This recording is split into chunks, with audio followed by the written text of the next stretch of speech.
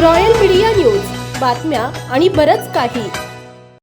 दिवंगत अजित पवार यांच्या निधनानंतर राज्यातील राजकारण पूर्णपणे खवळून निघाले आहे. 28 जानेवारीला झालेल्या त्या भीषण विमान अपघाताबाबत नवनवीन खुलासे आणि आरोप प्रत्यारोप होत आहेत. तर दुसरीकडे विधान परिषद सदस्य म्हणून राष्ट्रवादी काँग्रेसचे नेते अमोल मिटकरी यांचा कार्यकाळ संपत आहे. अशातच आज राष्ट्रवादी काँग्रेसच्या उमेदवाराचे नाव देखील घोषित करण्यात आले. राष्ट्रवादी काँग्रेसमधून विधान परिषदेसाठी माजी आमदार ईशान सिद्दीकी यांना उमेदवारी देण्यात आली आहे. अमोल मिटकरींना राष्ट्रवादी काँग्रेसकडून यंदा विधान परिषदेची संधी मिळाली नाही. त्यानंतर आता अमोल मिटकरी यांनी सोशल मीडियावर एक पोस्ट शेअर केली आहे.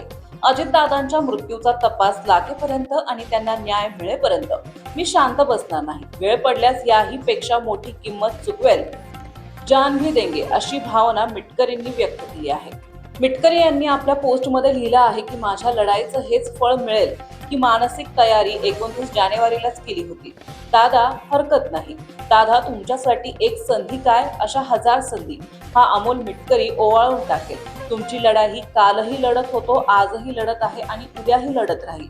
या लढाईत कोणी सोबत असो अथवा नसो, न्याय मिळेपर्यंत ही लढाई थांबणार नाही. तीच तुम्हाला खरी श्रद्धांजली ठरेल. अपघाताचं सत्य समोर येईपर्यंत मी शांत बसणार नाही. वेळ पडल्यास याही पेक्षा मोठी किंमत चुकवेल, जान भी देंगे, असे त्यांनी म्हटलंय.